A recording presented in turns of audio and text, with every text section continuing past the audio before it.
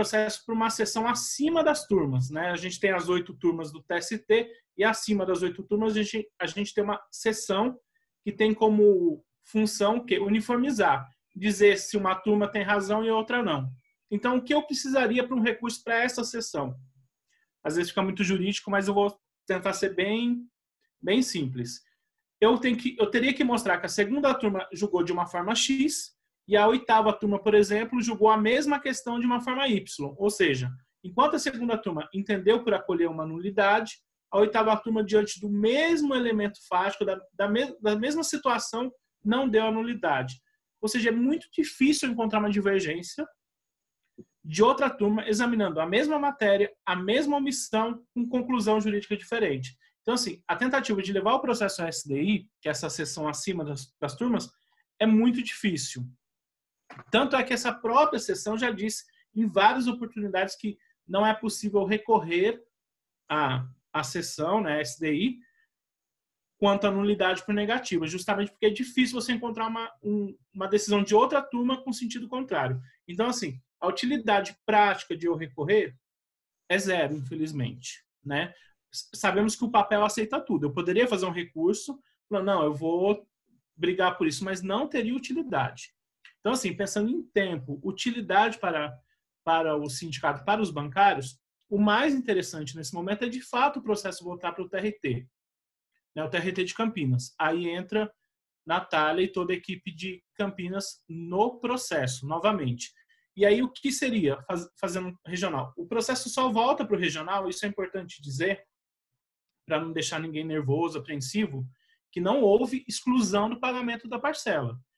O pagamento, na verdade, eu acho muito difícil ser alterado, né? A turma nem examinou o pagamento em si da parcela, né?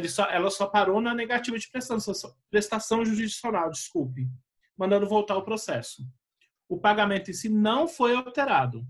Isso é importante. O que vai ser discutido é o quê? A tentativa da empresa de compensar esse pagamento deferido com a parcela CTVA. Só isso. Depois, o processo volta ao TST para julgar os temas de fundo, né? Mas aí, pensando em jurisprudência e no próprio recurso da empresa, eu acho muito difícil alterar o pagamento em si. Então, assim, o processo vai voltar agora para o TRT. Chegando no TRT, aí volta o nosso trabalho de formiguinha, de visitar gabinete, entregar memoriais, justamente por quê? Porque a gente quer mostrar para o regional que essa omissão que a empresa está dizendo não existe. E aí, para explicar isso daí, de fato a empresa não ter razão, a gente precisa distinguir a natureza da quebra de caixa e a natureza do CTVA. Mas eu queria saber de todo mundo se pelo menos esse andamento do processo ficou bem esclarecido. E isso é importante para mostrar, olha, chegou no TST, o TST deu uma nulidade em favor da Caixa, essa nulidade não significa improcedência, não significa perdemos o processo. Só significa que o TST entendeu que o TRT não examinou uma questão invocada pela empresa.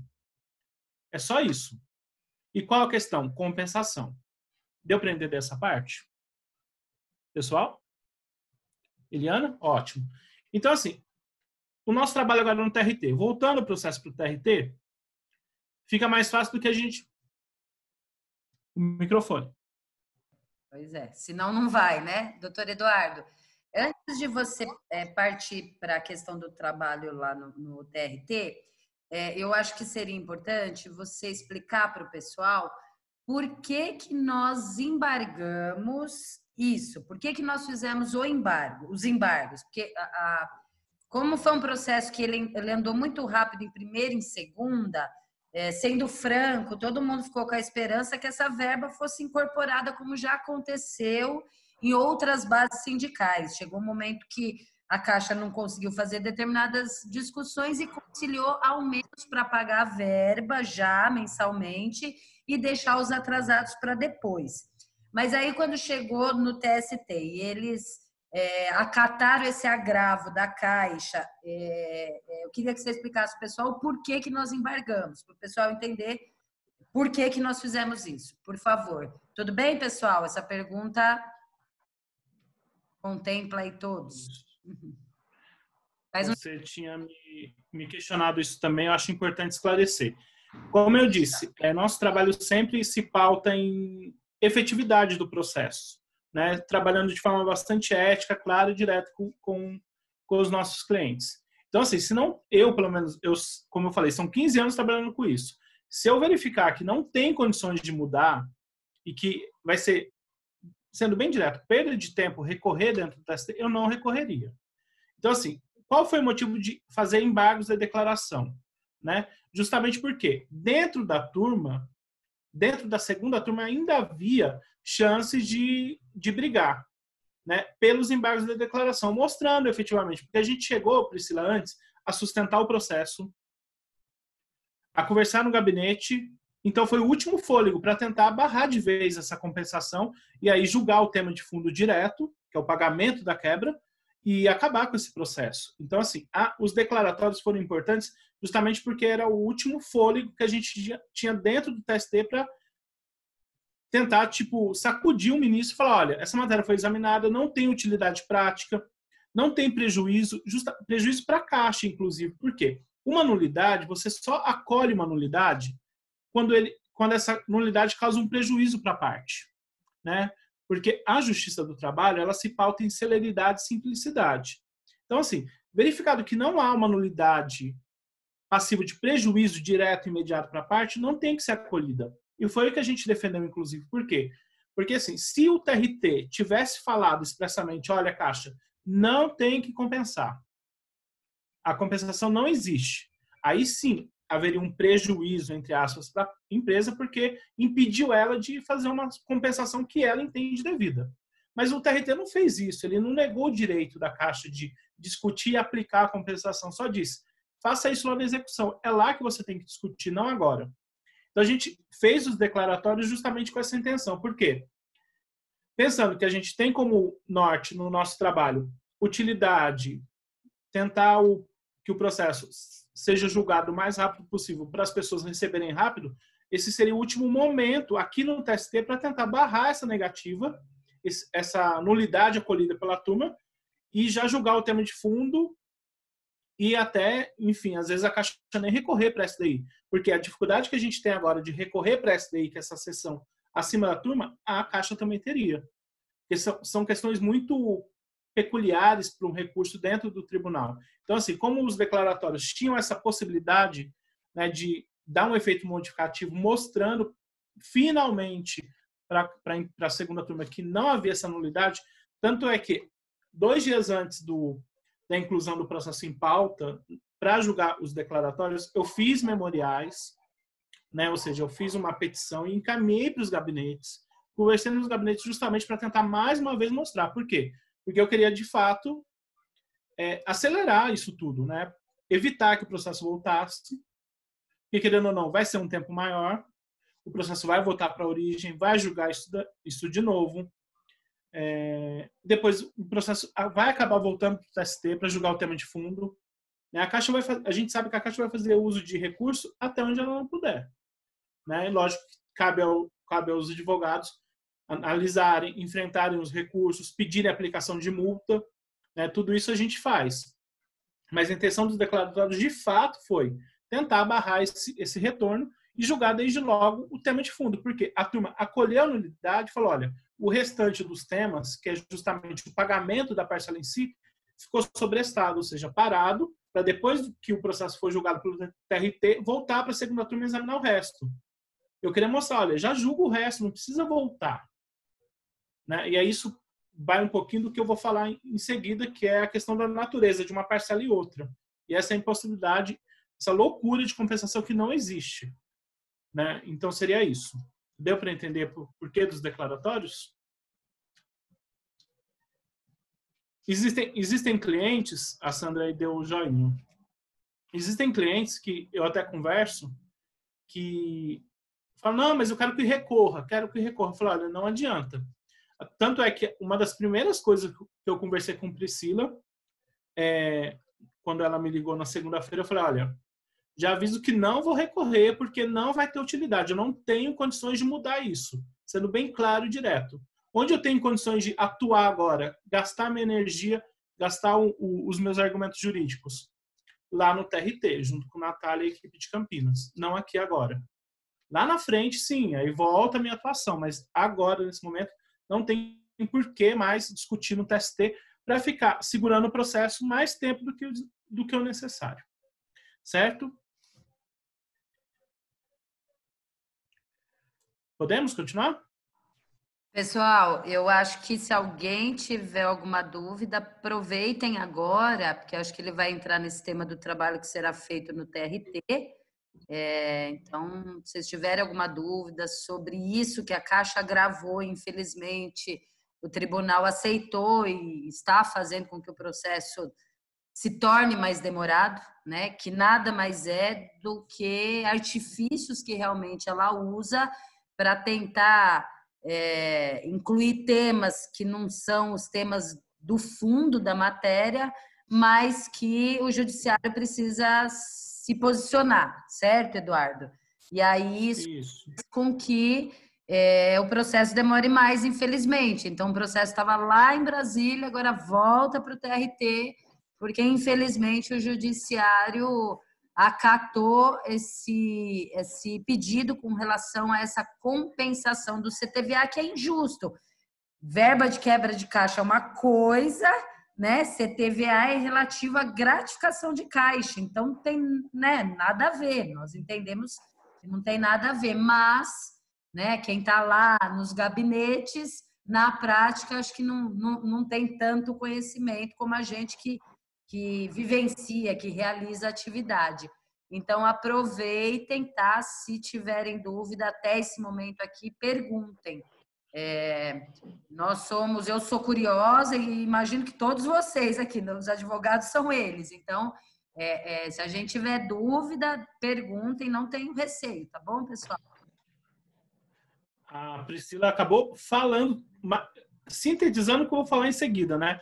Essa questão de fato da nulidade é porque existe um princípio na justiça em geral, é de que a pessoa tem direito à ampla defesa, ao contraditório e acessar todas as instâncias. A gente tem vara do trabalho, TRT e TST. Uma instância acima não pode julgar uma matéria que não foi examinada antes, senão é supressão de instância. Então a Caixa disse e foi acolhido, não concordo, mas foi acolhido e eu não tenho mais espaço para discutir que o TRT não examinou uma matéria e que se o TST depois fosse examinar, seria supressão de instância. Então, o TST falou, olha, realmente, para eu examinar isso depois, enfim, eu tenho que ter tido o exame pela instância inferior, que é o TRT, e justamente por isso a nulidade. Tá?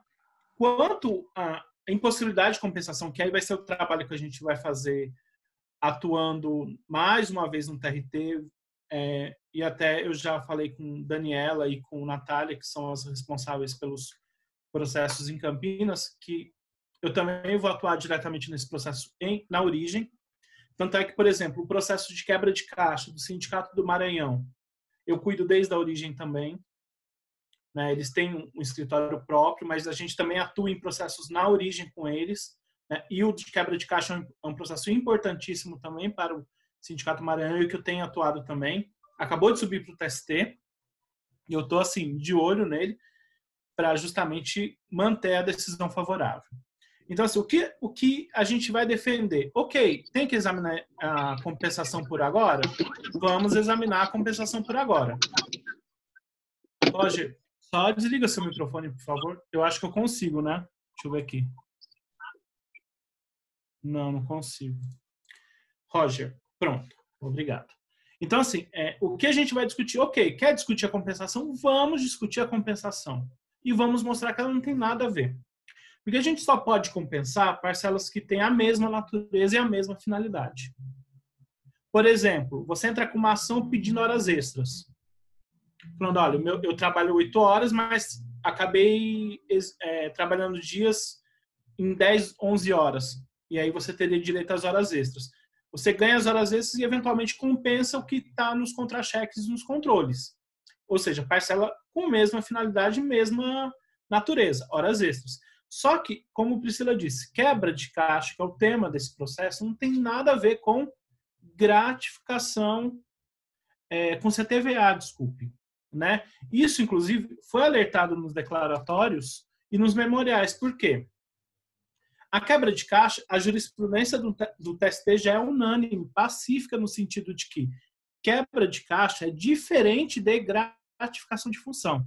Tanto é que deferiu-se o pagamento da quebra de caixa, ainda que recebida a gratificação de função pelo caixa ou tesoureiro. Ou seja, é possível acumular uma com a outra. E isso vem de onde? Justamente porque quebra de caixa tem uma natureza e gratificação tem outra. A gratificação de caixa ou a gratificação de função para o tesoureiro tem que função? Remunerar as atividades, as atribuições do cargo. Já a quebra de caixa tem outra finalidade. Qual? Pagar as diferenças eventualmente existentes de numerário.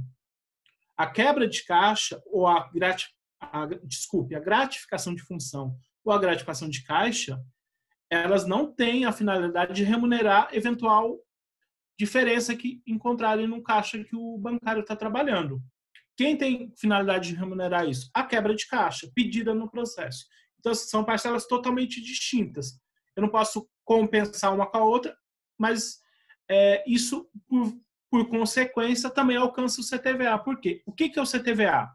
É um complemento da gratificação de função, né? E a jurisprudência do TST também já pacificou no sentido que o CTVA é natureza salarial e é complemento puro e simples da gratificação de função.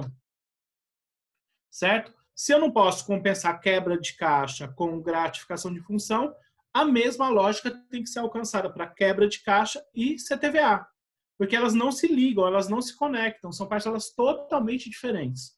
Se, por exemplo, eu estivesse discutindo nesse processo o pagamento da gratificação de caixa, por exemplo, Eliana, aí sim haveria lógica eu discutir eventual compensação com o CTVA. Porque a gente sabe que, aumentando o valor da gratificação de caixa, o valor do CTVA acaba diminuindo, certo? Porque o CTVA só vai lá e complementa até chegar ao piso de mercado nos planos de cargos. Então, é isso, né? Se eu tivesse discutindo a gratificação de função paga, aí sim teria algum espaço, alguma lógica de discutir uma compensação com o CTVA, porque as parcelas têm a mesma finalidade e a mesma natureza salarial. O que é totalmente diferente do caso concreto, que a gente está discutindo uma parcela que não tem nada a ver com isso, não tem nada a ver com as atribuições, que é a quebra de caixa. Então, a tese seria essa.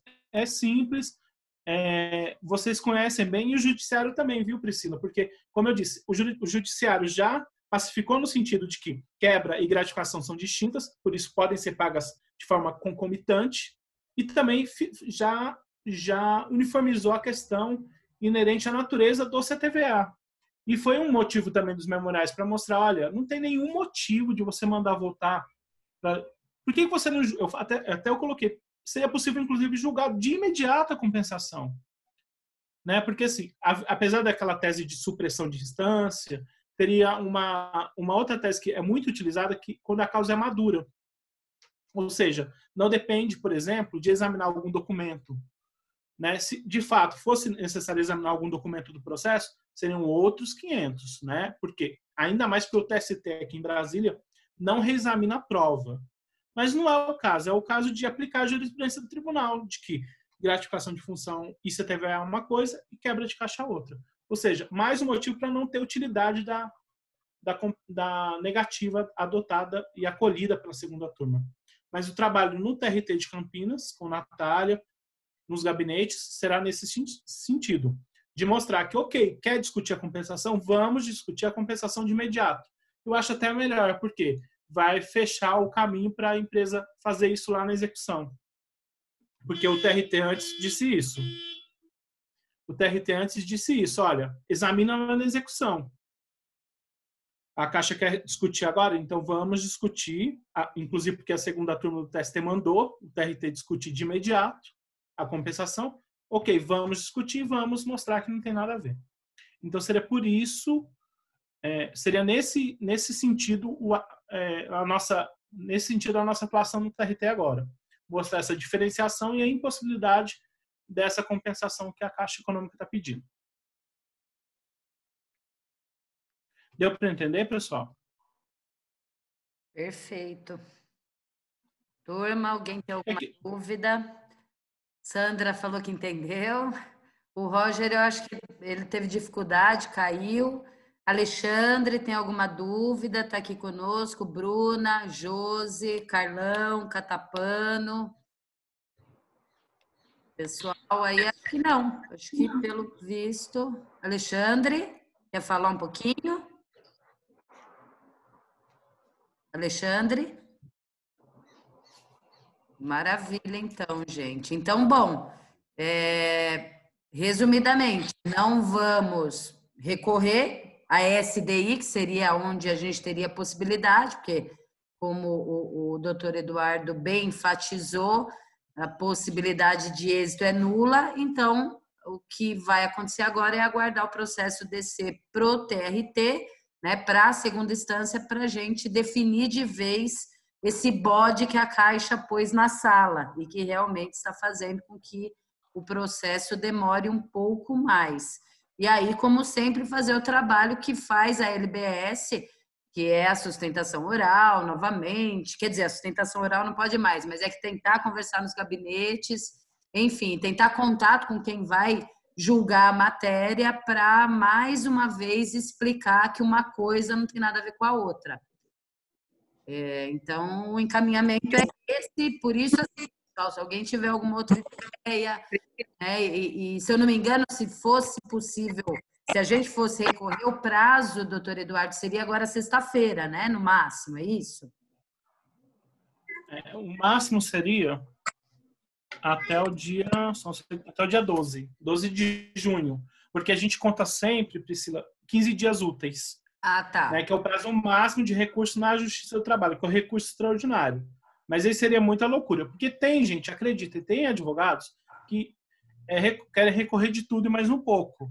Mas eu penso assim, não, eu não vou fazer esse absurdo de recorrer, porque, como eu disse, o papel aceita tudo, se eu não vou ter nenhuma utilidade. Eu quero gastar o meu tempo, o meu trabalho em favor do sindicato e dos substituídos onde eu consigo, que é no TRT. Então, assim, de fato, é importante, Priscila, sempre lembrar, e eu repetir, porque quando a gente tem uma decisão, falar, a Caixa ganhou um recurso no TST, o pessoal já fica super com medo de perder o processo. Não, não perdeu o processo. É uma questão lá que a empresa está querendo tirar um pouquinho do direito. É só isso. Mas que esse bode que a Caixa criou, dentre outros inúmeros, é mais um que a gente tem total condição de afastar, né? Eu não teria problema também de dizer aqui com vocês, não falar, olha, a Caixa tem razão mesmo, enfim. Aí até vamos recorrer para a SDI para evitar que isso volte logo, mas ela não tem razão. Então vamos discutir, vamos brigar lá, ela quer discutir a compensação, o TST mandou discutir a compensação, vamos discutir, vamos mostrar que não tem nada a ver.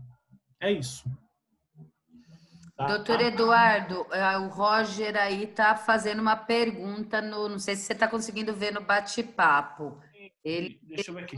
Mais ou menos. Roger, o tempo que demora no TRT quando volta o processo. Né? O processo, aqui no TST, eles devem esperar o trânsito em julgado até o dia 12. Né? O que eu posso fazer é peticionar nos autos, ainda hoje, renunciando o prazo recursal.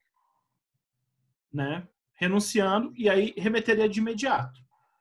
Eu poderia fazer isso, sem problema. Se Priscila me autorizar, eu faço. Estou renunciando o direito de recorrer dessa decisão, pedindo o imediato retorno dos autos ao TRT para julgamento da bendita nulidade, da bendita compensação.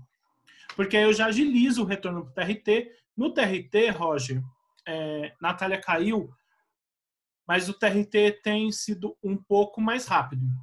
Né? O TST ele demora um pouco mais, mas eu não posso dizer com certeza, Natália caiu, ela que poderia me auxiliar nisso, o tempo que vai demorar lá. O que eu posso fazer? Isso a gente vai fazer. Né? Eu nunca coloco 100% e zero em nada e nunca gosto de chutar tempo, porque certamente eu vou estar errando, depois vem puxar minha orelha dizendo, olha, Eduardo, você disse que eram tantos meses e agora já deu 2 dias a mais do que a sua previsão. Então, eu não gosto de dar previsão.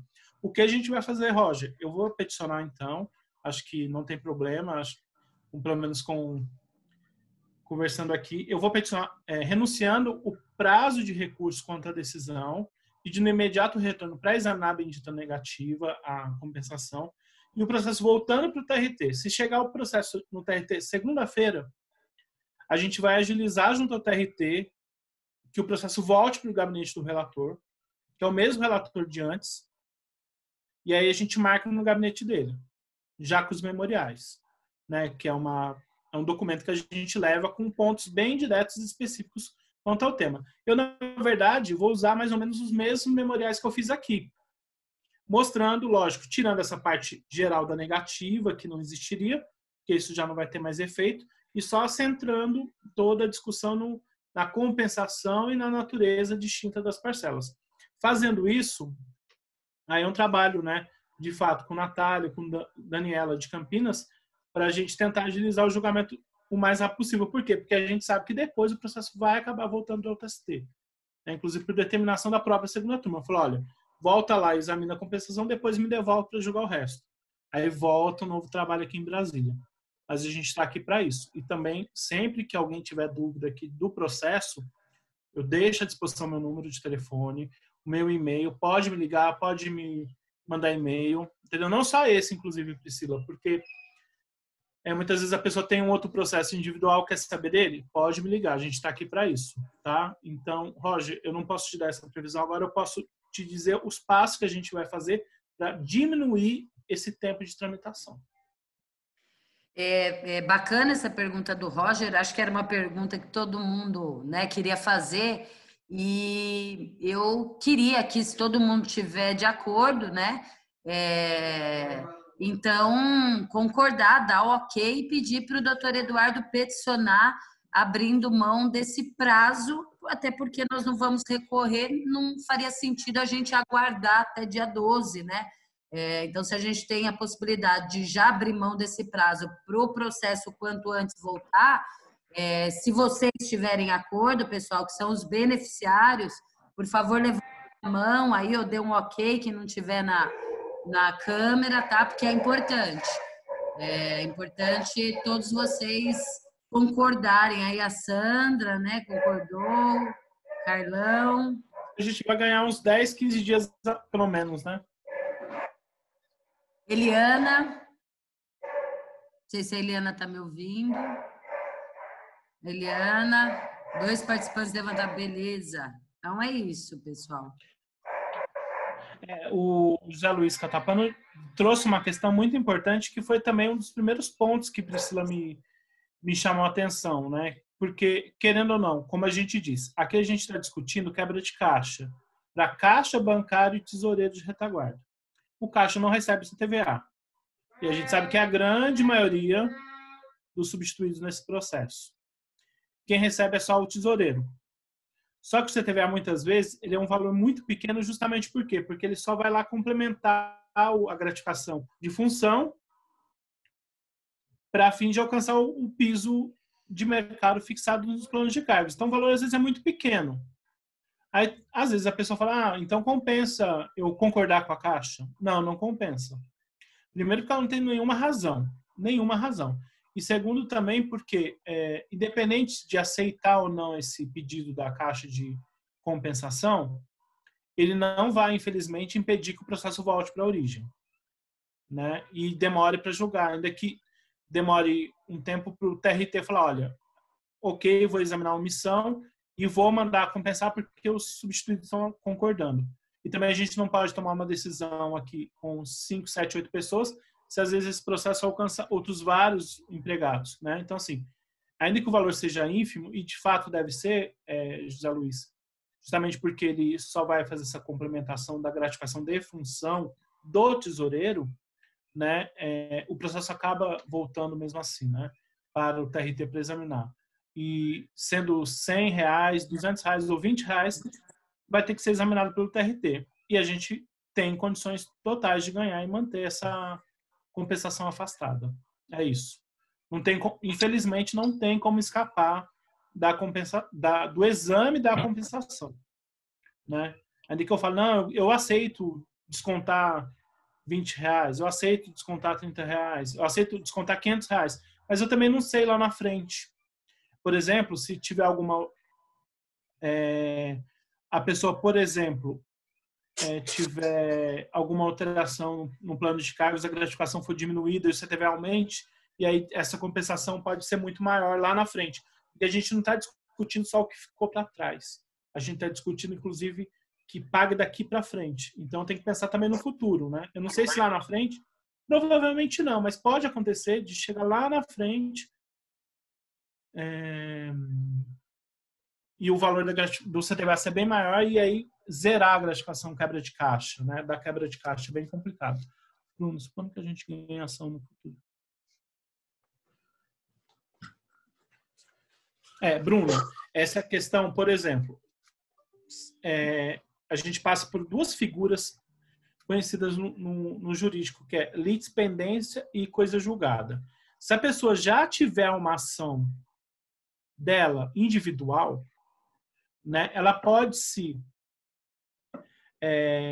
beneficiar da ação coletiva do sindicato, desde que ela peça no processo dela individual a suspensão. Vai ter que informar lá no processo individual dela que, olha, existe uma ação do sindicato que trata da mesma matéria, suspende a minha para esperar o julgamento do processo do sindicato. Né? Nada impede da pessoa entrar com uma ação sozinha, tá? E até às vezes a ação sai muito antes, mas também nada impede a pessoa com a ação sozinha entrar e se beneficiar daquela ação do sindicato desde que cumpra essa regra de peticionar no processo e falar, olha, tem uma ação do sindicato, eu quero ser beneficiado, suspenda o meu processo. Isso, inclusive, Bruna, foi colocado expressamente na sentença. Na sentença, o juiz da origem em Bauru disse assim, o empregado que possui ação individual com pretensão idêntica somente se beneficiará da coisa julgada dessa ação coletiva se requerer a suspensão do feito individual. Ou seja, se você, porventura, tiver uma ação individual, tem que peticionar lá falando, ó, tem ação coletiva. Né? Agora, pagamento acumulado, não. Eu não posso receber 2 vezes a mesma parcela. Porque aí seria, de fato, uma coisa julgada e um enriquecimento, querendo ou não, ilícito. Né? Porque a pretensão é pagar a gratificação de quebra de caixa. Eu não posso ganhar 2 vezes a mesma parcela. Eu acho muito difícil acontecer. Tudo é possível nessa vida, a gente sabe. Né? Mas eu acho muito difícil acontecer da Caixa deixar isso passar, por exemplo, a pessoa ganhar na ação do sindicato e, porventura, ter uma outra ação que lhe beneficie e ganhar duplamente. Acho muito difícil acontecer isso. A Caixa não seria tão boazinha a ponto de pagar 2 vezes a mesma parcela. Tão boazinha não seria boazinha, porque ela não é boazinha, né? Vamos falar na verdade, então, tirar o tão. O Bruna, foi respondida a sua pergunta? Eu não sei se, assim, estou vendo o Roger... Eu posso falar, em vez de... Claro, deve. Fica mais fácil. Tudo bem, gente? Tudo bem, e você? Na verdade, eu perguntei assim, sem ação individual, que a gente esteja correndo só com a coletiva, por exemplo, que isso demore, sei lá, mais 2 anos, sei lá, para sair, para a gente ganhar, enfim, vai que a gente ganhe no futuro. Não dá para prever, né?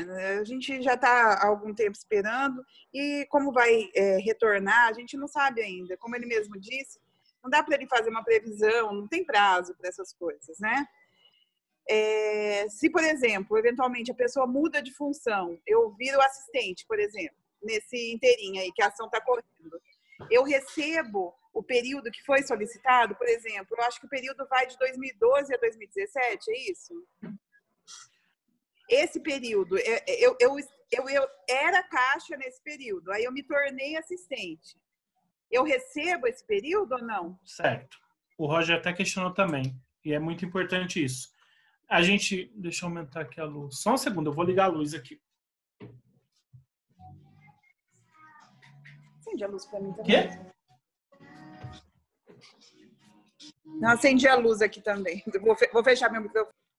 Pronto, melhorou. Já está ficando escuro aqui. Então, vamos lá. Bruno e Roger, que foram bem precisos agora nesse esclarecimento pedido. Né? Como eu falei, essa ação coletiva do sindicato, ela foi ajuizada em 2017. Então, ela retroage a 2012. A gente, então, vai conseguir receber do dia 30/6/2012 para frente. parcelas vencidas e vincendas. Só que aí vem a dúvida, e se eu mudar de cargo? Se eu não for mais tesoureiro e caixa, eu vou continuar recebendo? Não. A sentença, inclusive, esclareceu isso, né? A Caixa Econômica fez declaratórios, em base da declaração na sentença, o juiz da origem em Bauru disse. Deixa eu abrir aqui, até eu leio para vocês.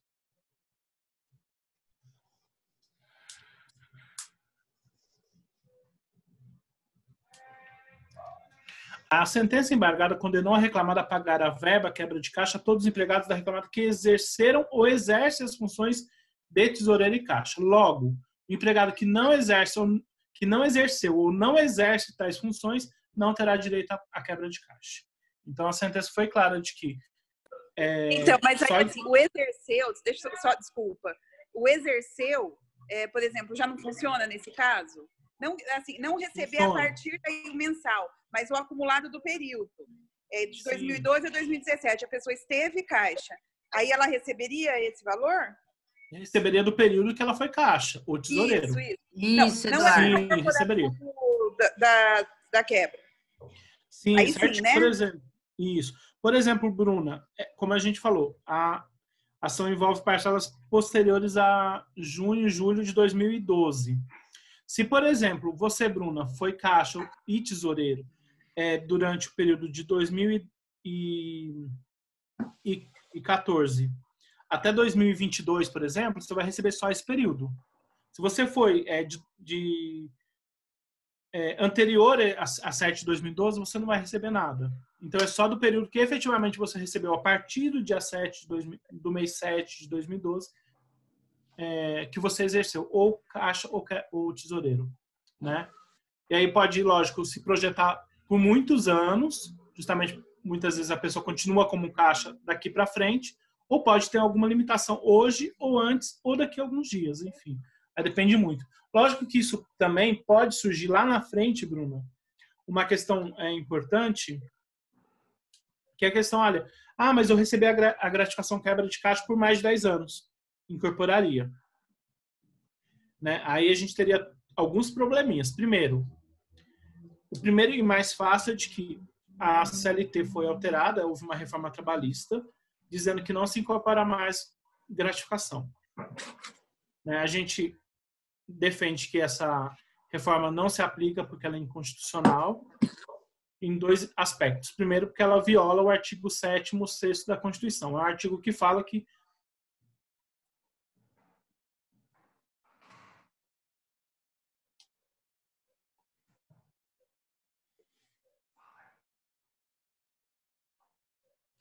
acho que aconteceu alguma coisa com o seu áudio.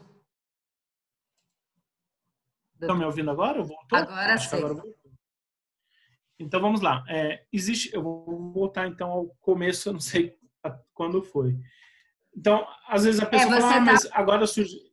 Desculpa, Eduardo, você tinha acabado de falar que vocês entendem que é inconstitucional a nova reforma trabalhista, então mesmo a nova legislação dizendo que não é possível mais incorporar, que a gente defende que não. Aí foi daí que parou. Isso, porque a reforma ela foi editada, criada, sob o pretexto de que não haveria ofensa à Constituição. Tudo mentira. A gente sabe, primeiro, que nesse ponto violou o direito de irredutibilidade salarial e o direito adquirido, especialmente na Caixa, e é um outro ponto que a gente, inclusive, ganhou em processos com abrangência nacional, de que o RH 151 continua valendo. Só que aí tem um problema, Bruna, que é qual? A gente volta na bendita diferença de natureza das parcelas. Porque essa incorporação, ela tem a ver com gratificação de função. Né? Independente se a gratificação é paga pela função de caixa, tesoureiro, ou analista, assistente. E a quebra de caixa não é uma gratificação de função. Tanto é que por isso que a gente defende que uma tem natureza diferente da outra e não pode ser compensadas, seguindo a mesma sorte do CTVA. Então, assim, se você receber a parcela por mais de 10 anos, eu acho muito difícil você conseguir incorporar, entrar com uma ação para pedir incorporação, porque, querendo ou não, a quebra de caixa é uma parcela conhecida como salário-condição. É uma parcela que você só recebe condicionada a um fato. Qual? Trabalhar com dinheiro. Então, a partir do momento que você parou de trabalhar com dinheiro, cessa o direito. É a mesma coisa, por exemplo, quando a pessoa trabalha em horário noturno, né? Mas a gente tem ações aqui em Brasília, por exemplo, que a gente tem pessoas que trabalham em horário noturno há 15, 20 anos. Aí o Banco do Brasil, nesse caso específico aqui em Brasília, foi lá e tirou a pessoa do horário noturno. Aí vem aquela história, mas é mais favorável para a saúde, para a pessoa, mas são 20 anos a pessoa trabalhando, né? A gente já trocou ação, umas com sucesso, outras não, mas ainda está muito pendente. Então, um salário condição. Eu acho difícil você conseguir lá na frente trazer esse novo debate. Lógico, eu estou me adiantando, estou indo além da sua pergunta. A pergunta específica vai abranger só o período que você trabalhou efetivamente mexendo com o dinheiro, sendo caixa ou tesoureiro. Isso, lógico, vai ser apurado lá em liquidação. Isso, doutor Eduardo. Eu acho que foi perfeito sua pergunta, Bruna, porque tem muita gente que pergunta isso, mas pela explicação do doutor Eduardo, que eu também já tinha visto na sentença, é que a partir de 2012, né, todos aqueles que exerciam, né, a partir dessa data e continuam exercendo, quando esse processo terminar, né, e se essa pessoa já estiver em outra função, assistente, gerente, ela vai receber o retroativo a esse período. O entendimento sempre foi esse, mas eu acho que é legal reforçar, e vocês ouviram aí, pelo menos, com base na própria sentença. Então, é para receber o retroativo. E se até lá ainda estiver no caixa, incorpora o retroativo, né? As duas coisas. Uma outra coisa importante, Bruna, até não alcançando vocês aqui que estão na ativa, mas uma coisa muito importante aí vem uma pegadinha, né, que a gente teve aí, já disse que alcança parcelas posteriores a 30/6/2012. Aí a questão se a pessoa saiu da Caixa antes de 30/6/2015, ela não tem direito. Por quê? Porque tem a prescrição bienal. Quando você encerra o seu contrato, você tem que entrar com uma ação até 2 anos do encerramento do contrato. Então, é muito importante quando passar uma informação, porque a gente sabe que uma informação, atualmente, ela vai muito, muito rápido e muito longe. Então, assim, o Eduardo e a Priscila falaram que quem recebeu a partir de... Quem exerceu as funções de caixa e tesoureiro depois do dia 30/6/2012 tem direito, exceto quem saiu antes de 30/6/2015. Aí a pessoa, mas eu teria 3 anos aí, olha, eu teria de 2012 a 2015, mas, desculpa, infelizmente tem a bendita prescrição, porque passaram-se 2 anos da rescisão contratual.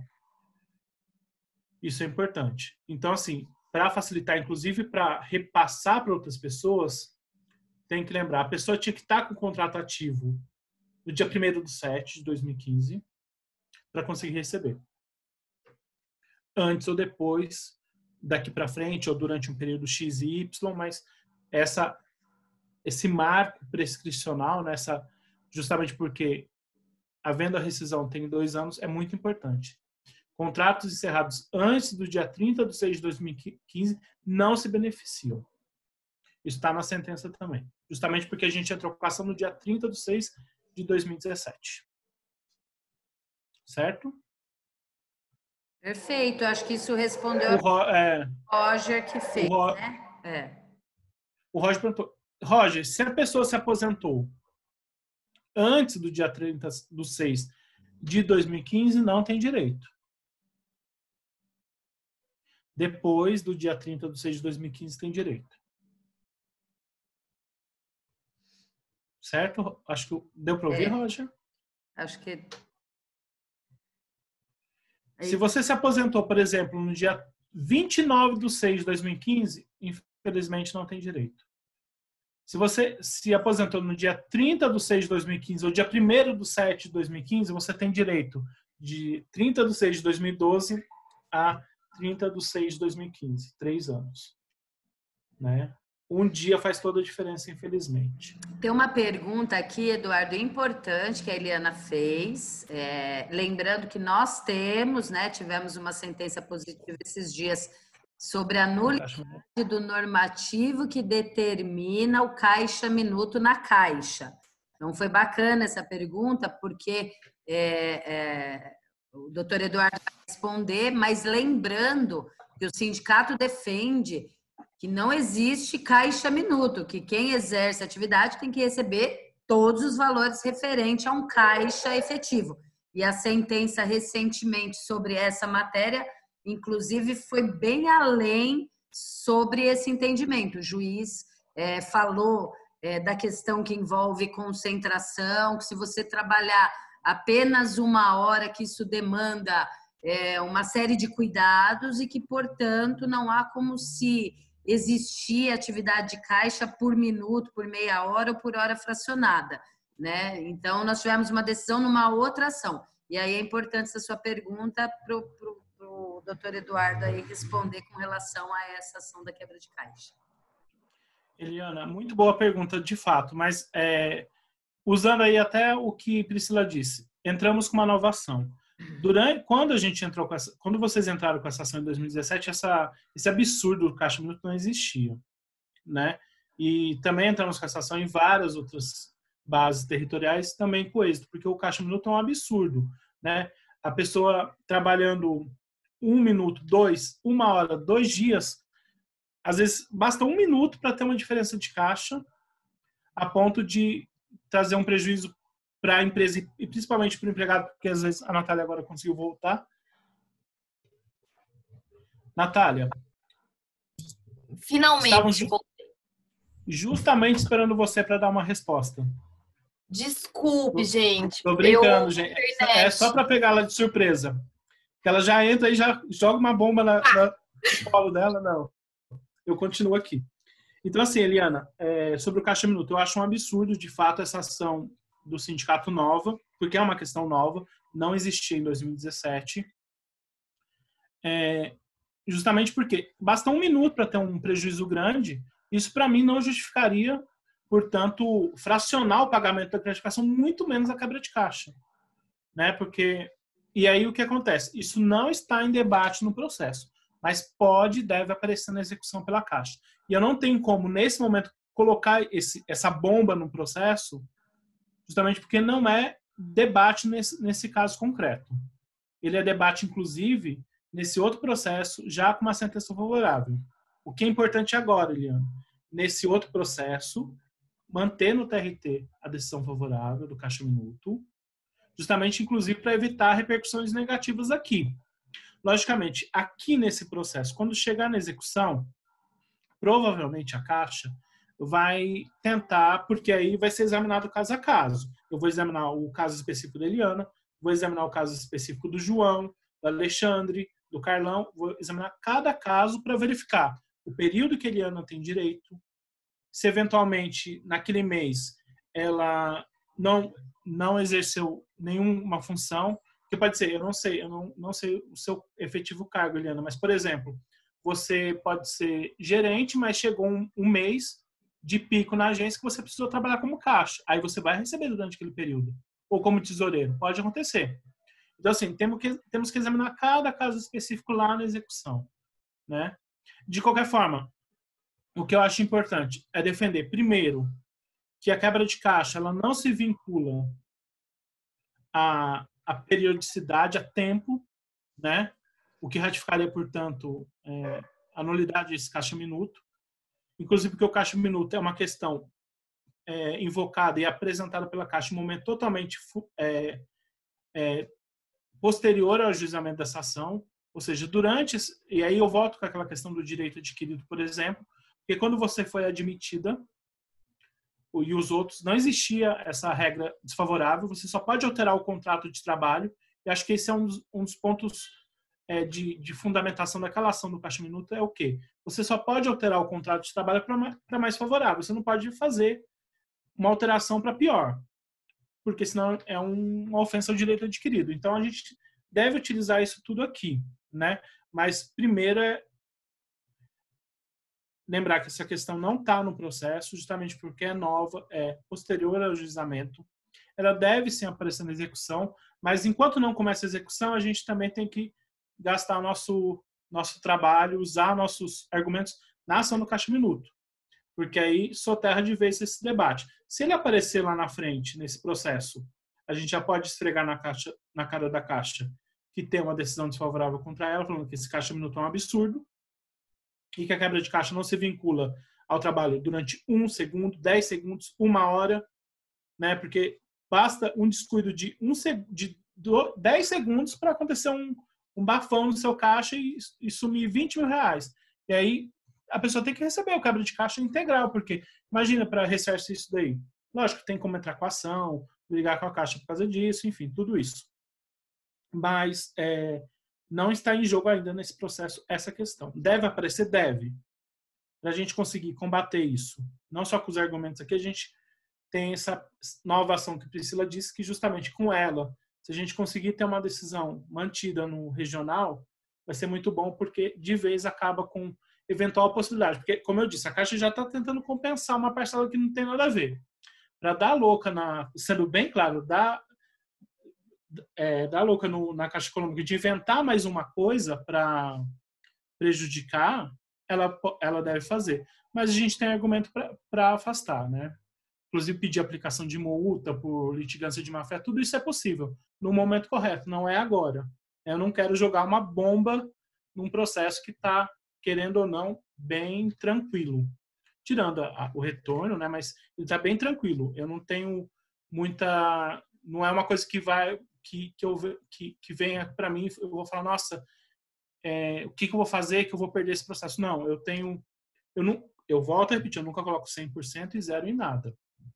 Mas nesse processo, eu chego muito próximo do 100%, porque a gente tem um trabalho legal, um trabalho também legal aí na origem, em Bauru, em Campinas, e temos jurisprudência a nosso favor. Isso é importante também, né? A gente tem uma jurisprudência que, inclusive, foi criada pelo escritório, né? Porque essas ações, principalmente no meio bancário, elas começam, muitas vezes, no escritório, né? A questão mesmo da substituição processual lá, antigamente ninguém fazia a substituição. Quem começou a fazer substituição processual fomos nós. Tanto que o processo que chegou no Supremo, e o Supremo bateu o martelo para dizer que pode substituir processualmente, é do escritório. Então, assim, nós conhecemos a jurisprudência, ajudamos a criar a jurisprudência, inclusive, quanto ao quebra de caixa. E vamos ajudar também a criar a jurisprudência quanto ao caixa minuto. A gente tem essa ação em várias bases territoriais aqui no Brasil, né? Tanto no TRT de Campinas, TRT-DF e em outros TRTs do Brasil afora. E certo, aí, só complementando, doutor Eduardo, aí você vê, seria estranho da nossa parte pedir agora ou antes, logo na alteração do caixa minuto, do normativo, a quebra de caixa. Se a gente pedisse a quebra para o caixa minuto, a gente iria aceitar a condição do caixa minuto. Então, a gente sempre conversa sobre, no momento da execução, claro, tentar apontar todo mundo que exerceu no caixa. A Caixa, obviamente, vai querer apresentar a listagem dela, que é sempre uma listagem pequenininha, e a gente, obviamente, vai apresentar a listagem que a gente entende que todas as pessoas que manusearam o numerário, que esse é o fundo da discussão, tem o direito à verba, né? É isso, né, doutor Eduardo? Exato. Independente se foi 1 minuto, 10 minutos ou 2 segundos. Porque é o que basta para a pessoa, às vezes, ter infelizmente, um descuido acontece, ainda mais nessas pressões que a gente tem enfrentado para cumprir meta, fazer o trabalho nas agências. O Roger trouxe outra pergunta, que quando tiver férias, a gente não receberia? Roger, a sentença deferiu o pagamento da quebra com reflexo em férias, 13º FGTS. Então, em regra, você vai receber.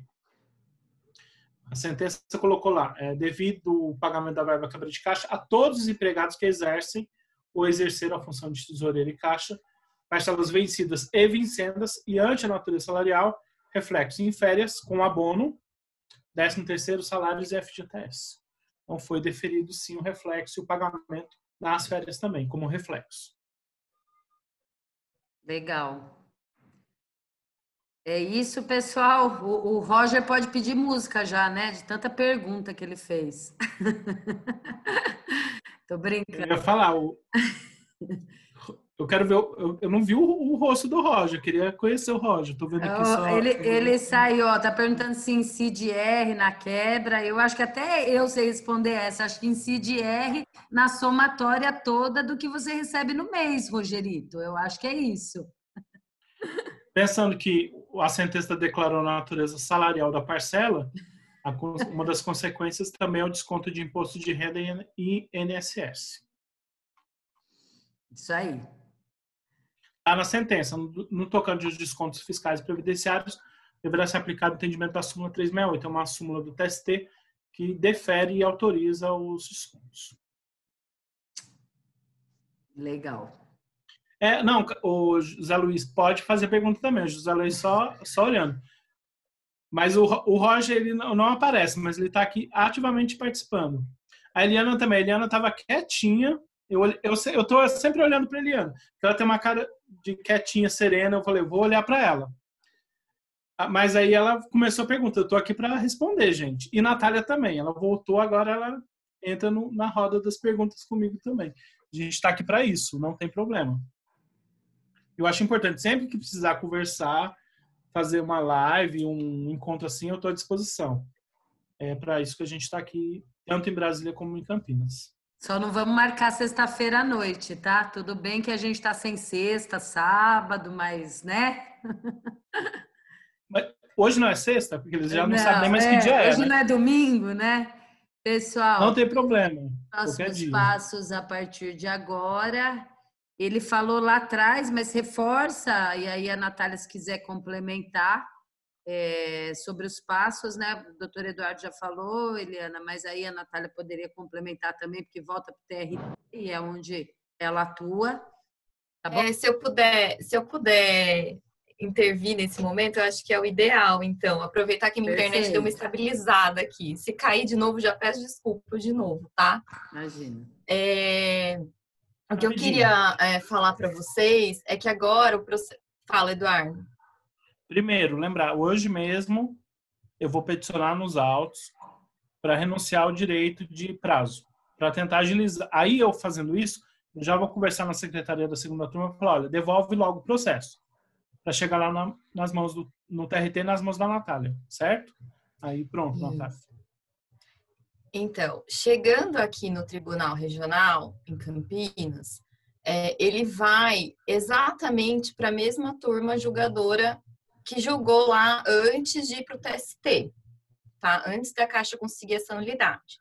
Quando chegar lá na 10ª Câmara, os julgadores vão avaliar o que o TST determinou que eles analisassem. Então, volta lá para o Edson, para o Ricardo Laraia, para o Fábio Grasselli, que já tiveram contato com o processo e julgaram favorável, né, a nós a questão. Então, eles vão voltar e vão analisar só aquele recorte da questão da compensação. E quando o Eduardo diz que o judiciário já...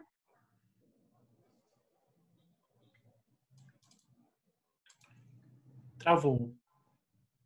Foi o dela só? Ou foi... Acho que foi o da Natália. Não tive intenção de cortar. De caixa. Cortou. Voltou, Natália. Estava cortado. Tá um horror minha internet. Eu tenho brigado semanalmente com a NET. Eu peço desculpas, mas eu vou tentar de novo. Estão me escutando? Sim.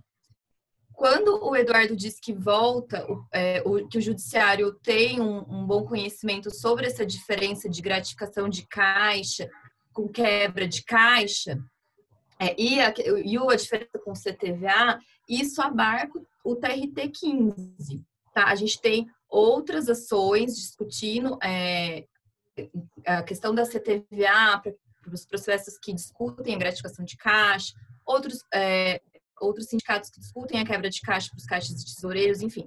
Então, ele já tem um bom conhecimento dessa diferenciação.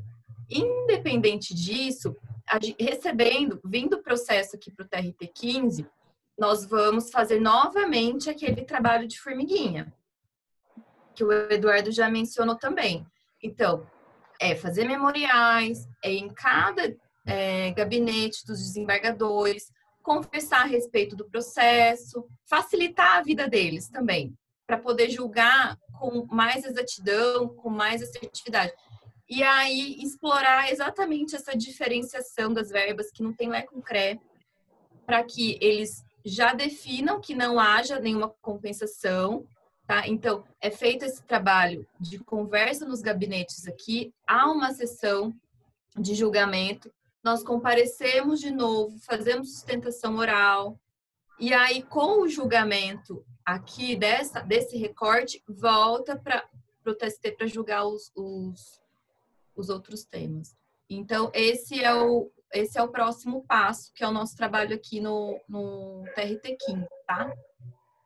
Perfeito, Natália. Doutor Eduardo? Só lembrando, Priscila, desculpe, que não cabe, infelizmente, não vai caber nova sustentação, porque né, até a gente já tinha falado, o que a gente vai fazer, de fato, é ir lá no gabinete, bater na porta do gabinete, levar os memoriais, mostrar, olha, inclusive mostrar, olha, agora acho que a minha que caiu. Estão me ouvindo? Nós estamos ouvindo. Tá falhando um pouquinho, mas o áudio tá bom. A NET também. É a NET. Complicado. A gente vai bater na porta de cada gabinete e falar, olha, inclusive mostrar, olha, a Caixa Econômica tá te afrontando. Ela veio te encher o saco de novo com essa questão. Você já disse que isso vai ser discutido lá, ela quer discutir agora, então vamos mostrar que não tem nada a ver. Então, usar o judiciário também a nosso favor. Inclusive, porque a jurisprudência nos é favorável. Né? Então, é isso.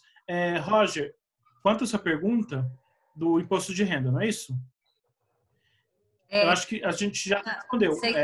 Não, mas agora ele pergunta, eu entendi a pergunta dele, doutor Eduardo.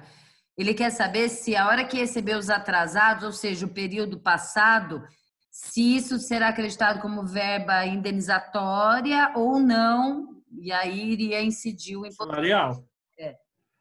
Salarial, e haverá incidência de imposto de renda. Logicamente que às vezes a pessoa já recolhe pelo teto e aí haveria uma limitação, mas haverá também recolhimento de INSS e imposto de renda.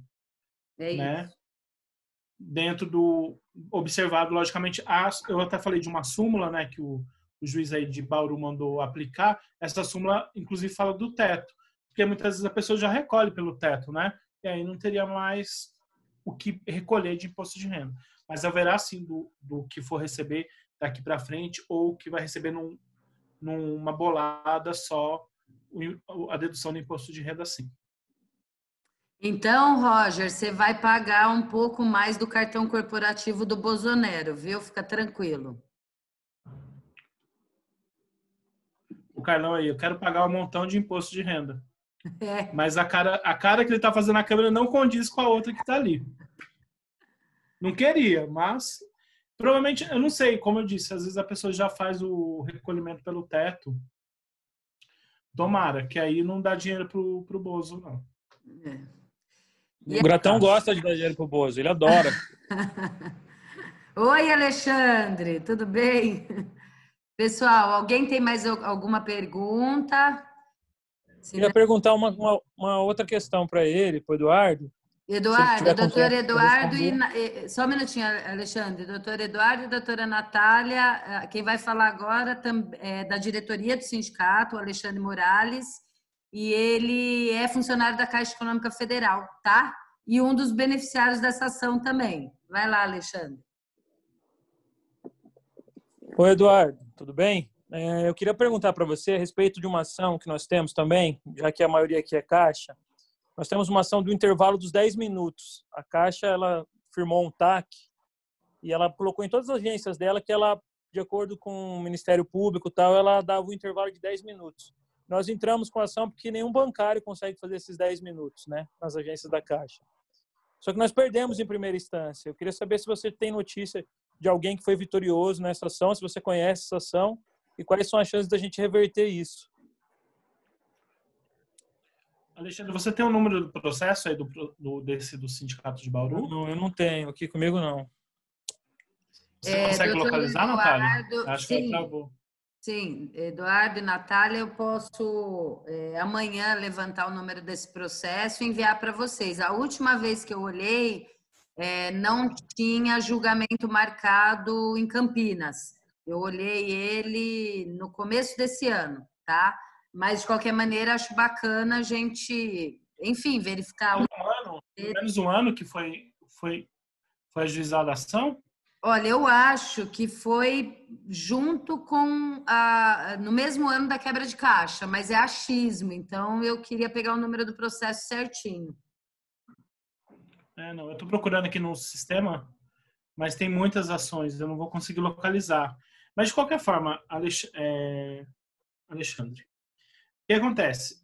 Essa questão do intervalo de digitação do artigo 72 da CLT, ela é muito controversa, né? Justamente porque a jurisprudência do TST, ela caminhou no sentido de que só tem direito ao intervalo de digitação quando a atividade de digitação é predominante no horário de trabalho. Ou seja, a pessoa fica lá o dia inteiro digitando, teria direito.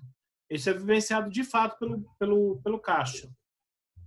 Mas eles têm bastante se posicionado de negar o pagamento do intervalo pura e simplesmente por exercer trabalho em caixa bancária.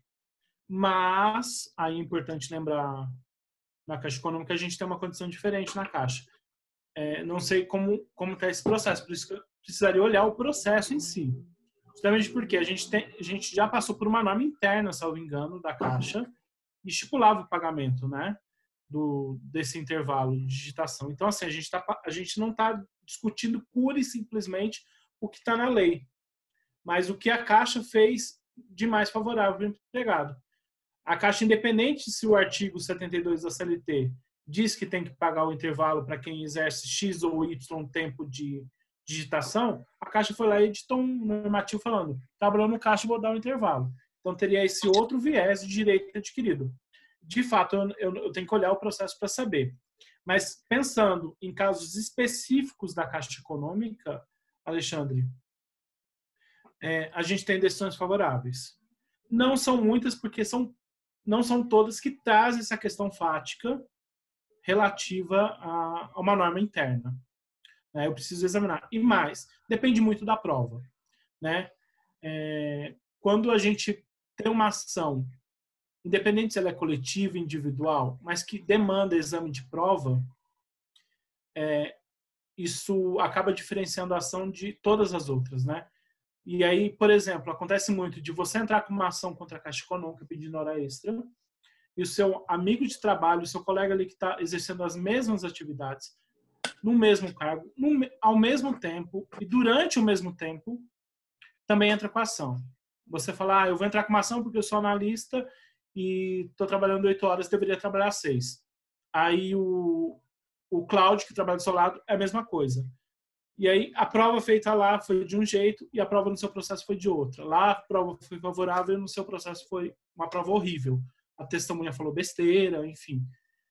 Caiu na mão de um juiz totalmente patronal. Então, assim, é o que tem um ministro já aposentado do TST, que desde quando eu comecei ele falava nada mais diferente do que 2 processos idênticos.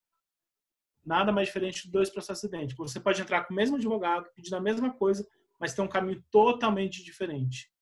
E é justamente, acho que mais ou menos nessa questão do intervalo, porque depende muito da prova. E aí eu preciso examinar a prova do caso concreto para dizer, porque muitas vezes tem casos genéricos, o Alexandre, que tratam da questão do intervalo, sem pensar na norma interna da Caixa, só justamente pedindo a aplicação desse artigo 72 da CLT, porque muitas vezes, de fato, a pessoa foi admitida quando essa norma interna já não existia, né? Porque a norma interna, se foi revogada lá, por exemplo, eu não sei as datas, mas se a norma interna foi revogada em 2012 e a pessoa foi admitida em 2013, aquela norma lá atrás não se aplica. Aí a gente fica só na questão da CLT, do direito que está lá na lei. E aí, dependendo da prova, se a prova feita no seu processo ou num processo do sindicato demonstrar que havia prevalência durante o trabalho com digitação, aí o direito é devido. Então, assim, depende muito da prova. A gente tem que pensar, então, se tem a discussão da norma interna e se não tiver, como foi feita a prova. São 2 pontos importantes. Eu preciso, de fato, olhar o processo do sindicato para dar, inclusive, uma opinião melhor sobre o caso concreto. Mas legal, eu acho, Alexandre poderia falar, eu acho que foi bem bacana a sua explicação sobre essa matéria. E amanhã eu entro em contato com vocês, até a gente olhar juntos.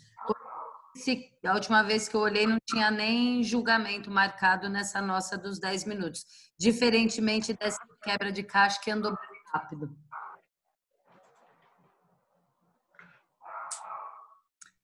Tá bom, pessoal? Alexandre, você lembra por acaso do número do processo? Ou pelo menos da data efetiva? Eu não lembro. O que eu lembro que a gente pediu baseado num TAC que a Caixa falou para o Ministério Público que ela fazia o intervalo, e a gente tinha, inclusive, nas agências da Caixa, uma plaquinha falando que aqui se faz o intervalo de 10 minutos, a cada 50 minutos se faz o intervalo de 10 minutos. Isso é colado em todas as agências da Caixa. Veja que aí é uma questão diferente, né? Um outro ponto, né? Que é o quê? A Caixa vai ao Ministério Público do Trabalho e fala, olha, vou conceder. Aí depois vai e impede de fazer. Então, assim, ele foge um pouco do artigo 72 da CLT, que é aquela norma genérica, simples, foge um pouco da norma interna, ela vai num outro sentido. Qual? A empresa vai lá, ela se coloca... O Roger acho que achou. Aqui. Você coloca Você vai lá e se compromete a cumprir um negócio e não cumpre. Então, assim, ele foge, independente se tem a bendita norma interna, independente da prova produzida, no sentido de que digitação é predominante ou não, a gente tem uma questão tão importante quanto, que para mim seria o suficiente. A Caixa vai ao Ministério Público do Trabalho e fala, eu vou conceder para os meus empregados os 10 minutos. E vai lá e não cumpre. Ou seja, é um ato unilateral, favorável, criado pela Caixa, que está sendo descumprido. Deixa eu ver aqui. E ainda coloca uma placa falando que cumpre, né? Ô, Roger, fala para mim aí, manda essa cartilha de processo que você tem na tua casa.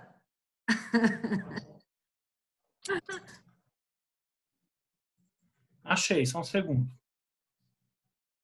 Sem pressa, viu, doutor Eduardo? Eu sei que analisar um processo não é uma coisa rápida.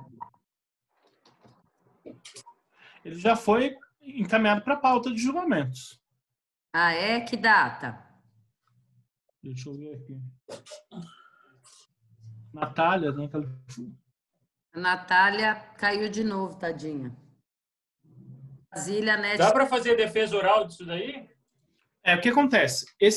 O que os tribunais estão fazendo? Eles fecharam as portas para atendimento presencial e começaram a fazer atendimento virtual. E muitos tribunais estão adotando hoje o julgamento virtual, o que eu acho um absurdo. Porque como funciona o julgamento virtual? A relatora, por exemplo, aqui, vamos falar que aqui é uma turma do TRT de Campinas. A Priscila é a relatora. Ela vai dar seu voto e aí depois ela vai disponibilizar para o restante, numa planilha. Imagina eu receber no meu gabinete uma planilha com 1000 processos da Priscila.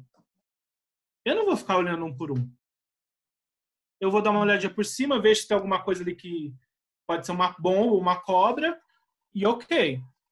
Né? É muito difícil. Então, o julgamento virtual é um absurdo, porque o julgamento virtual, o relator dá seu voto, disponibiliza para o restante, e ao mesmo tempo que a Priscila disponibilizou a lista de processos dela, a Eliana também disponibilizou, o Carlão. Então, você imagina uma quantidade tão grande de processos em cada gabinete, ninguém vai olhar um processo por processo. E aí ele é julgado às escuras, porque não tem como assistir à sustentação, não tem como assistir ao julgamento, desculpe, não tem como sustentar num processo virtual e nem saber o que eles estão discutindo.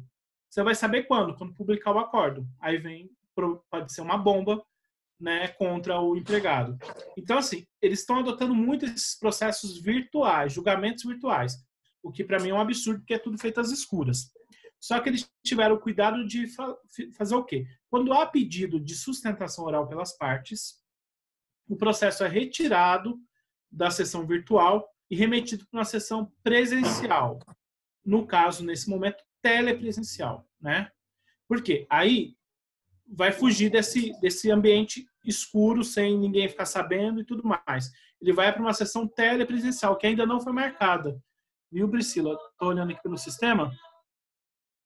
Porque ela tinha sido incluída numa sessão virtual do TRT 15. Cara, com a mãe, eu todo dia passo esse horário, mas eu não compro, morro de medo.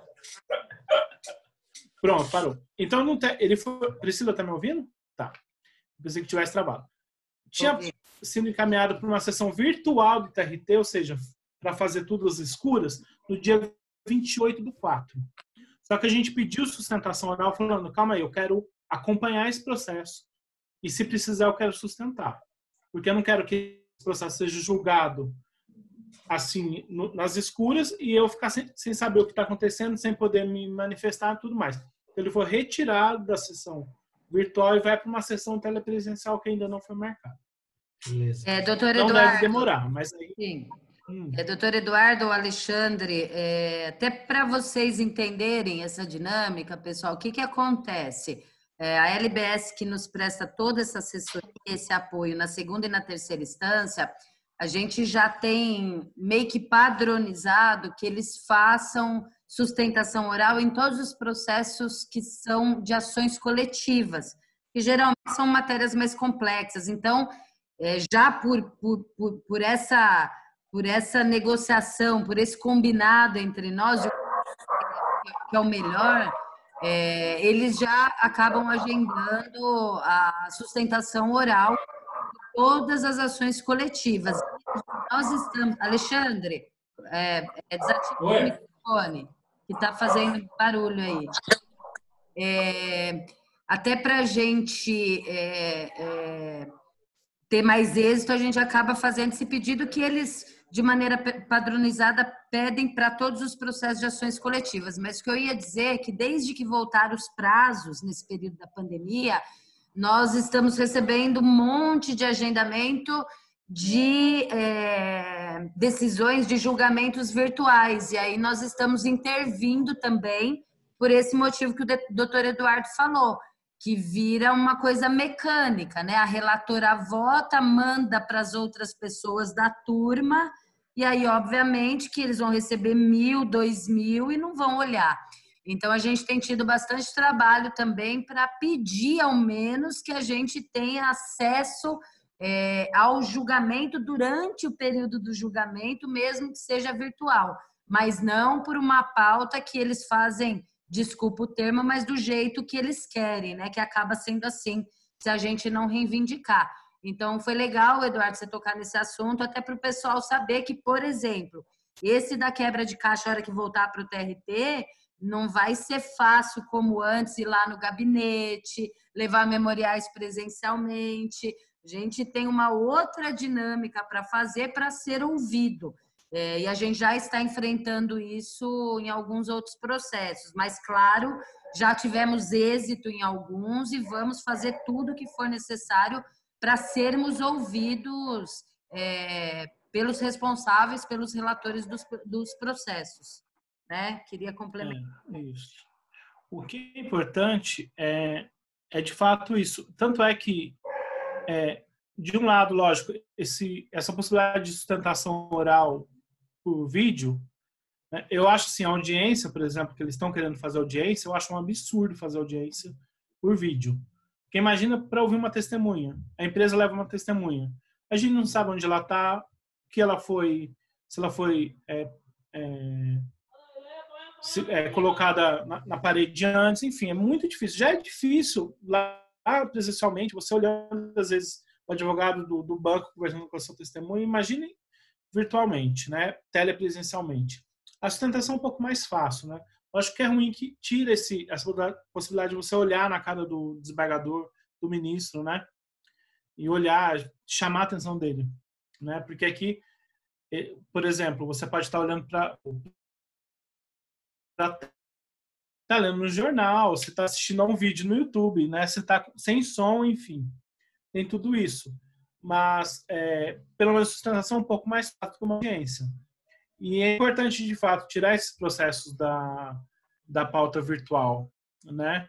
Lógico que isso tudo depende, muitas vezes, de de estratégia. Estratégia que a gente traça junto com o sindicato e com nossa equipe. Porque muitas vezes tem algum processo que, de fato, é melhor não sustentar, porque para não chamar a atenção de alguma coisa que possa prejudicar, tem isso também, né? Às vezes a gente tem um processo lá, enfim, que ganha, a pessoa foi mandada por justa causa embora. E aí a sentença foi lá e afastou a justa causa. E a gente fala, nossa, mas esse caso aí eu ganhei. Pode acontecer, enfim, estou falando assim hipoteticamente. Então foi sorte ganhar esse processo. Então quando for para o TRT, às vezes é melhor nem mexer nesse vespeiro. Mas é exceção. Em regra, a gente quer acompanhar porque eu quero ouvir o que eles estão falando. Né? Ouvir, inclusive, para eu sustentar, para eu falar contra alguma coisa. Né? Por exemplo, nesse processo de quebra de caixa, infelizmente, não vai ser possível sustentação. Porque não sustenta em embargos da declaração. E por isso, todo esse trabalho que a gente vai ter, com as dificuldades que a Priscila disse, mas que a gente tem como enfrentar e deve enfrentar, de ligar no gabinete, conversar com o desembargador, conversar com o assessor, entregar memoriais, cobrar de conversar, tudo isso a gente vai fazer. A gente tem feito, inclusive, aqui no TST e no TRT. Né? Tanto é que o trabalho de sustentação, a Natália voltou, não sei se ela, pelo menos o nome dela consta. A gente tem feito um trabalho conjunto agora, unindo as unidades. A gente tem feito um trabalho conjunto unindo as unidades de Brasília e Campinas. Né? Não só Brasília e Campinas, mas São Paulo e Goiânia também, para trabalhar todo mundo junto nessas sustentações orais. A Natália aí tem um trabalho direto nesses processos de sustentação, e agora a gente também tem o Leandro, eu acho que Priscila já conhece o Leandro Souto Maior, que trabalhava na unidade de Campinas e hoje trabalha em Brasília na minha equipe, no TST, justamente para quê? Para ajudar, inclusive, nas sustentações, porque a gente quer acompanhar as sustentações, tirar esses processos da bendita pauta virtual, para conseguir sustentar, e para sustentar a gente precisa de gente. Então, temos Natália, temos a Aline está voltando nos próximos dias, temos Dani e temos a equipe de Brasília também para ajudar, né, nessas sustentações. Então, o trabalho conjunto justamente para... Oi? O Leandro é parente do Souto Maior, Bem distante, mas é. É? Ele é primo de terceiro grau, mas é parente, né? A gente tem que usar isso a favor. Ele é parente do Souto Maior.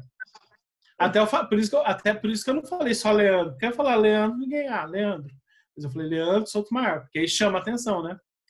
É isso. Certo? Natália? Natália quer contribuir. Priscila? Acho que, bom, acho que sobre esse dos 10 minutos, depois, como tem... Vocês pediram, então, já tem prazo para quando será julgado, Eduardo? Não tem ainda. Não tem, tá. Eu vou abrir aqui, enquanto... Tá. Eu estou abrindo o PJE do TRT. Sim. Para ver se tem alguma coisa aqui. Só um segundo. O que não impede, eu ia falar, o que não impede da gente depois falar novamente. Eu acho que é bacana, é um processo também super importante. E o Alexandre lembrou de um fato relevante, que foi um TAC, um termo de ajuste de conduta com o Ministério Público, né?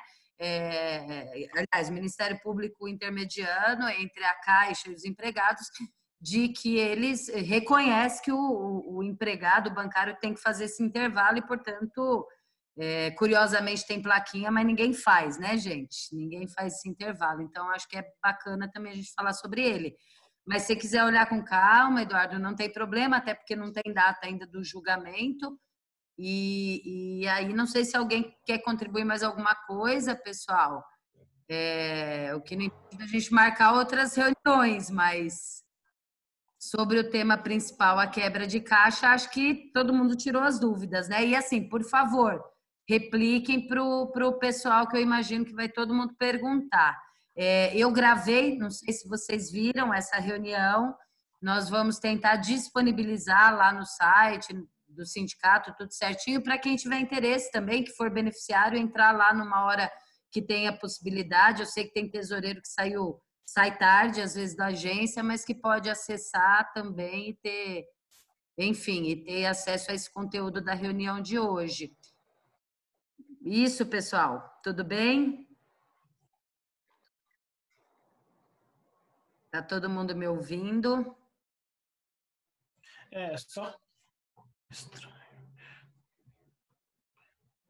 Pessoal? Legal, o pessoal deu joinha. Aí, Alexandre, quer contribuir? Cadê o Alexandre? Ah lá. iPhone Alexandre, quer contribuir alguma coisa?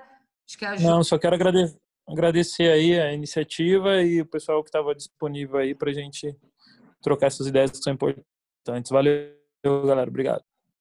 Valeu, Alexandre. Realmente, assim, reforço esse agradecimento e a disponibilidade de vocês, viu? Doutor Eduardo, doutora Natália, a gente agradece bastante. Eu acho que faz toda a diferença. As pessoas, os beneficiários do processo, que óbvio têm extremo interesse no andamento, entender um pouquinho melhor, né? O juridiquês, para quem não se formou em direito, ele às vezes é um pouco estranho. Então, acho legal a gente ter essa oportunidade de tirar melhor as dúvidas. Priscila, eu olhei aqui já o processo por cima, mas parece-me que a sentença foi desfavorável. Foi improcedente. Improcedente, isso. E aí nós recorremos e isso, eu tinha entendido que procedente. Não, improcedente. Aí a primeira coisa que eu abri no processo foi o parecer do Ministério Público do Trabalho. Foi a primeira coisa que me apareceu aqui no PJE. E aí o parecer do Ministério Público do Trabalho é pelo conhecimento e provimento do recurso. Aí eu falei, gente, provimento do recurso da Caixa. E eu falei, a sentença foi improcedente. E nós fizemos o recurso ordinário e, inclusive, tem um parecer do Ministério Público do Trabalho favorável à nossa tese, inclusive usando a questão aí do TAC, né? Assinado pela Caixa Econômica.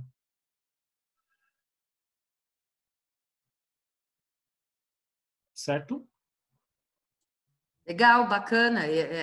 A gente até, quando tivemos a informação que perdemos na primeira, ficamos assim, bastante assustados, porque é aquela história, né? Tem ação que você entra com provas frágeis, né? Que às vezes a gente, enfim, entra tentando acertar num tiro no escuro e ganha, né? E aí uma ação como essa, que a gente tinha documentos fortes, como o TAC do próprio Ministério Público, né? A própria Caixa se posicionando sobre o intervalo dos 10 minutos, nós realmente ficamos bastante perplexos com essa derrota. Mas esse juiz aí da primeira instância, ele deu bastante invertida na gente, é uma vara de trabalho que eu me lembro que, infelizmente, não está do lado do trabalhador.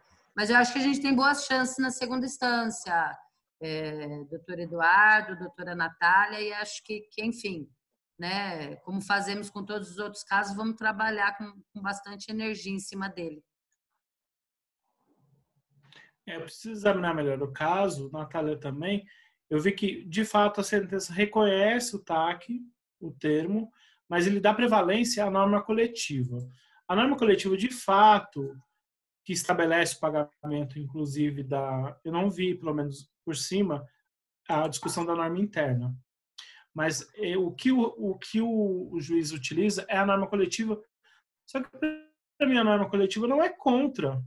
Porque a norma coletiva diz, eu vou conceder o intervalo de 10 minutos para quem trabalha em digitação.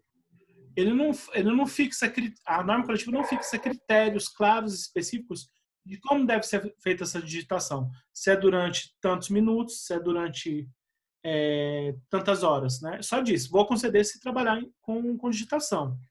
Né? Isso aí foi confirmado, ou seja, eu não estou interpretando a norma coletiva de forma restritiva ou elastecida. Eu estou interpretando a norma coletiva, inclusive, à luz do TAC, porque a Caixa vai lá, assina uma norma coletiva dizendo, eu vou conceder para quem trabalha com digitação, e a norma coletiva não fala como deve ser e quanto deve ser a digitação, quanto tempo, e o TAC confirma, falando assim, olha, eu vou conceder.